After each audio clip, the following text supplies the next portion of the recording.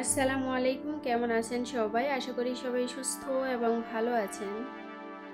আজকে সকাল সকালে ভিডিও শুরু করেছি। এখানে এগুলো হচ্ছে তুলসী পাতা, অনেকে দেখেই চিনতে পারছেন। এই তুলসী পাতাগুলা সকালবেলা ঘুম থেকে উঠেই উপড়ে ফেলেছি, মানে ফেলে দিব আর কি।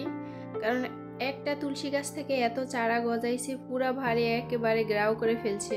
এতগুলা চারা, তো সবগুলা চারা রাখলে তো আর লাভ হবে না, জায়গা নষ্ট করবে। তো দুই তিনটা রেখে আর সবগুলা ফালাই দিতেছি। আর এখান থেকে কিছু পাতা নিতেছি, আজকে সকালে চা তৈরি করব। কারণ তুলসী পাতা চা খেলে অনেকটাই উপকার, সবাই জানেন। আজকে তুলসী পাতার চা তৈরি করব, সেই সাথে তেজপাতা দিব, সেই সাথে লেবু পাতা দিব। লেবু পাতা দিয়ে যে চা তৈরি করে খায় এটা আমার কখনই জানা ছিল না। একটা আপুর ভিডিওতে দেখেছি, সে বেলকনিতে লেবু গাছ লাগাইছে চা তৈরি করে খাওয়ার জন্য লেবু পাতা দিয়ে। তখন আমি ভাবলাম যে আমাদের এত লেবু গাছ, কিন্তু আমরা তো কখনো লেবু পাতা দিয়ে চা তৈরি করে খাই না। তো একবার ট্রাই করে দেখি যে কীরকম হয়। আর এটা তো সুঘ্রাণ আসবে ভালো, অন্তত পক্ষে উপকার হোক বা না হোক ওই হিসেব করে আজকে চা তৈরি করব। আর তেজপাতার রস খালি পেটে খাওয়া ভালো, এটা সবাই জানেন। তুলসী পাতার রস এগুলো তো অনেকটাই উপকার দেয়। আর এটা হচ্ছে আমাদের লেবু গাছ। লেবু গাছটা এত বড়, অনেকটি জায়গা জুড়ে এই লেবু গাছটা। মাশাআল্লাহ, যখন সিজন আসে তখন এত লেবু থাকে, অনেক লেবু থাকে। তো সব লেবু আমাদের খাওয়া হয় না, তো আমরা অনেক লেবু বিক্রি করে দিই এই গাছ থেকে। শুধু এরকম একটাই গাছ না, 3-4টা গাছ আছে অনেকটি জায়গা জুড়ে জুড়ে। আর এখন কিন্তু লেবুর সিজন না, তারপরেও লেবু গাছে লেবু আছে। মাশাআল্লাহ, আমাদের খাওয়ার যথেষ্ট হয়ে যায় আর কি, আমাদের কখনো লেবু কিনতে হয় না। তো এখান থেকে আমি কিছু লেবু পাতা নিব চা তৈরি করার জন্য। শুধু লেবু পাতা না, সেই সাথে তুলসী পাতা, সেই সাথে তেজপাতা। তো 3 রকমের পাতা দিয়ে আজকে চা তৈরি করব। চাটা কীরকম হবে আমার জানা নেই, তবে আমার মনে হয় বেশ ভালোই হবে। আর এমনিতেও খালি পেটে যে কোনো পাতার রস খেলে শারীরিক অনেক উপকার হয়। আজকে এখানে কোনো পাতি ব্যবহার করব না, এখানে এই পাতাগুলোর রসটা কি কালার ধারণ করে শুধু ওটাই দেখব আর ওটাই খাবো আজকে ইনশাল্লাহ। তবে হালকা একটু চিনি ব্যবহার করেছি, কারণ আমার বাচ্চা খেতে চাইবে না, তাই ও মিষ্টি হলে আবার যে কোনো জিনিস পছন্দ করে, তো ওই হিসেবে দেওয়া আর কি, কারণ আমি তার একা খাবো না। তো সত্যিই কিন্তু কালারটা অনেক সুন্দর হয়েছে, একেবারেই গ্রিন, খুবই ভালো লাগছে দেখে। এবার খেতে কীরকম হবে, তবে খেতেও মাশাআল্লাহ অনেক সুস্বাদু হয়েছে, অনেক ভালো লাগছে, এই প্রথম খেয়েছি। আপনাদের সাথে আরেকটা জিনিস শেয়ার করি, এখানে এগুলো হচ্ছে সিম গাছ। এই সিম গাছে আমার মাত্র নতুন ফুল আসছে, আমি কিন্তু এখনও সিম খাই নাই। অনেক আপুদের ভিডিওতে দেখি যে আপুরা সিম তরকারি রান্না করে, তো আমি কিন্তু এখনও সিম তরকারি খাই নাই। তবে মাশাআল্লাহ খুব সুন্দর ফুল আসছে। আমি এতদিন টেনশনে ছিলাম যে কখন ফুল দিবে, কখন বাড়ি থেকে সিম খাবো। আমার হাজব্যান্ডকে বলেছিলাম সিম কিনে আনার জন্য, সে বলেছে বাড়িতে যখন ধরবে তখনই ওখান থেকে খেয়ে নিও, কারণ এত বড় সিম গাছ যখন ধরবে তখন তার খেয়ে শেষ করতে পারবে না। মাশাআল্লাহ অনেক সিম ধরে, ওই হিসেব করে আর কি বলছে। তো ফুলগুলো দেখে আমার কাছে খুবই ভালো লাগছে। শুধু একটাই সিম গাছ না, মাশাআল্লাহ আমাদের বাড়িতে আরও কয়েকটা সিম গাছ আছে। তো সব সময় সিম তরকারি আমরা বাড়ি থেকেই খাই, অত বেশি কিনা হয় না। আর বাড়িতে থাকলে কেউ কখনো কিনে খাবে না, এটাই কিন্তু সত্যি কথা। আর এখানে এগুলা হচ্ছে মিষ্টি আলুর পাতা, অনেকে চিনেন অনেকে চেনেন না, কারণ এগুলো হচ্ছে আলু পাতা, মিষ্টি আলুর পাতা। এই পাতাগুলো দিয়ে যখন ইলিশ মাছ রান্না করা হয় তখন কিন্তু বেশ ভালো লাগে। তো আজকে আমি এই পাতাগুলো নিব, এই পাতাগুলো দিয়ে ইলিশ মাছ দিয়ে রান্না করব। এখানে আসছি এই পাতাগুলো তোলার জন্য। আর এখন কিন্তু শীতকাল, এই শীতকালেই বেশিরভাগ এই পাতাগুলো দেখা যায়, বর্ষাতে দেখা যায় না। মিষ্টি আলু কিন্তু শীতকালে বের হয়, এটা শীতকালীন সবজির ভিতরে একটা। ছোটবেলায় কিন্তু মিষ্টি আলুর জন্য পাগল ছিলাম, ওই সময় মিষ্টি আলু ছাড়া বুঝতামই না, আর বেশি খেতাম ওই সময়। আর এখন কিন্তু মিষ্টি অত বেশি খাই না, সামনে এনে দিলেও ইচ্ছে করে না, কেন জানি ওই রুচিটা এখন আর নেই। সব কিছু সময়ের পরিবর্তন আর কি, সময়ের পরিবর্তে প্রত্যেকটা মানুষই বদলে যায়, এটাই স্বাভাবিক আর এটাই হয়, এটাই বাস্তবতা।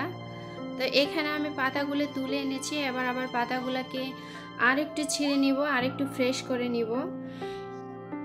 আর এই পাতাগুলো কি কখনো খেয়েছেন কিনা অবশ্যই আমাকে কমেন্ট করে বলবেন।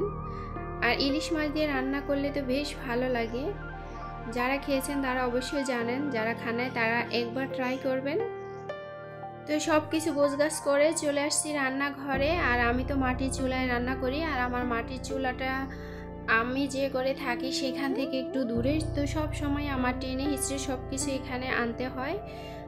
তো ওগুলো আমি ভিডিওতে আর দেখাই না, সব কিছু গোছগাছ করে তারপরে চলে আসি রান্নাঘরে। যদি গোছগাছ না করি তখন আমারই কষ্ট হয়।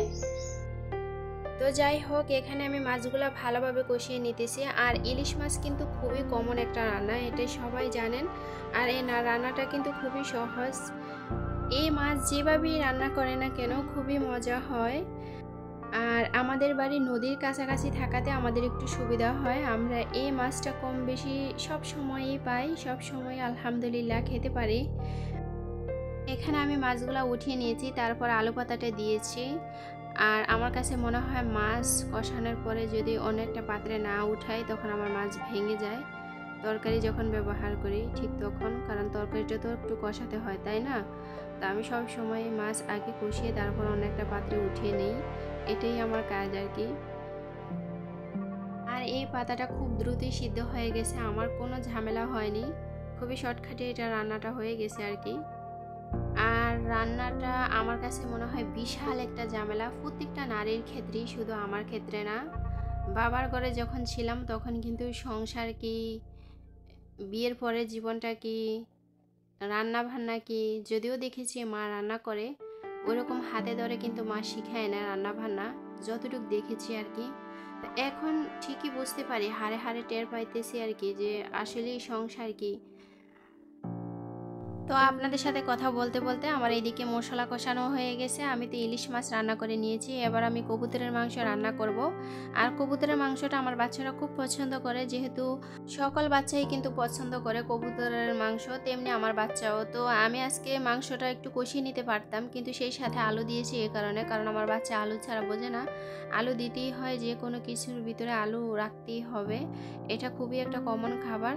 তো অল্প হোক বেশি হোক আমার আলু দিতেই হয় বাধ্যতামূলক। তো আমি সবসময় আলু রাখি, যেহেতু পছন্দ করে। গ্রামে থাকি বিদায়ী সব কিছু পালন করি তা কিন্তু না, আমি হাঁস মুরগি পালন করি, ওটা আপনাদেরকে দেখিয়েছি, কিন্তু কবুতর পালন করি না। তবে খুবই ইচ্ছা আছে কবুতর পালন করার, আমার খুবই শখ। আর কবুতরের মাংস যেহেতু আমার বাচ্চারা পছন্দ করে, তেমনি আমিও। তবে একবার 2 জোড়া কবুতর পালন করেছিলাম, তো ওই সময় কাঠ বিড়ালি খেয়ে ফেলেছিল আর কি, তো ওই থেকে আর পালন করা হয় নাই। তো আপনাদের সাথে কথা বলতে বলতে আমার এদিকে কবুতরের মাংস রান্না হয়ে গেছে। আর এদিকে আমি করলা ভাজিটা বসিয়ে দিয়েছি। এই করলাগুলো আমাদের গাছের করলা, এর আগে একটা ভিডিওতে দেখাইছিলাম যে আমাদের গাছে মাশাআল্লাহ অনেকগুলো করলা আছে। তো আমি বলেছিলাম যে যেদিন আমি এগুলা রান্না করব ওই দিন আপনাদেরকে দেখিয়ে রান্না করব। তো আমি গাছ থেকে ছিঁড়েছি সেটা কিন্তু দেখাতে পারি নাই, দুঃখিত আমি, কিন্তু সময়ের খুবই অভাব, কি আর করব। তো এখন রান্না করতেছি সেটাই আপনাদের সাথে শেয়ার করতেছি, তবে আপনারা আমার ওই ভিডিওটা দেখলেই বুঝতে পারবেন।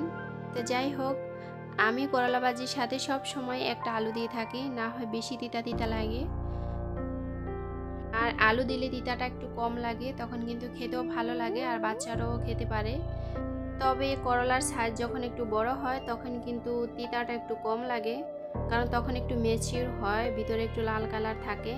আর যখন একটু ছোট সাইজ থাকে, সবুজ কালার থাকে, তখন কিন্তু তিতা একটু বেশিই লাগে।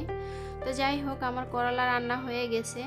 আর এইদিকে এটা হচ্ছে পেঁপে, এই পেঁপেটা গাছ থেকে পেরেছিলাম, কিন্তু উপরের অংশটা সবুজ কালার দেখাচ্ছে, কিন্তু ভিতরের অংশটা কতটা লাল, একেবারেই হলুদ কালার, কত সুন্দর দেখায় ভিতরের অংশ। আমি কিন্তু বুঝতেই পারি না উপরের অংশ সবুজ কালার থাকাতে। বিশেষ করে পাখিরা আমাকে যথেষ্ট জ্বালাতন করে, ওরা কিন্তু সবুজ কালার থাকলেও ওরা বুঝতে পারে যে এটা ভিতরে লাল হয়ে গেছে, ওরা ঘ্রাণ নিতে পারে, তো ওরা সব সময় 2-1টা খেতে থাকে। আর পেঁপে গাছ কিন্তু 4-5টা, তো ওই দিকে ওরা একটু সুবিধাই পায়। আর পেঁপে যখন পাকা শুরু করে মাশাআল্লাহ নিচ থেকে পাকতেই থাকে। তো যাই হোক, এগুলা পাখিদের ভাগ্যে থাকে। আর এইদিকে এগুলা হচ্ছে কমলা, এগুলা কিন্তু লেবু না। কিন্তু দেখেন এগুলা এতটাই টক, উপরের অংশ যদিও লাল হয় কিন্তু ভিতরের অংশ কিন্তু লেবুর মতো। তা আমি সব সময় এগুলা দিয়ে শরবত তৈরি করি বা অন্যান্য কাজে ব্যবহার করি। এর আগে একটা ভিডিওতে দেখাইছিলাম যে আমি গ্যাসের চুলা পরিষ্কার করেছিলাম এই লেবু দিয়ে, তো খুব সুন্দরভাবে পরিষ্কার হয়ে গেছে। আর যেহেতু এটা একটা ফল, তো এটাকে ফালাই না, সব সময় চেষ্টা করি যে খাওয়ার। তো সবাই ভালো থাকবেন, দেখা হবে পরের কোনো ভিডিওতে। আসসালামু আলাইকুম, আল্লাহ হাফিজ।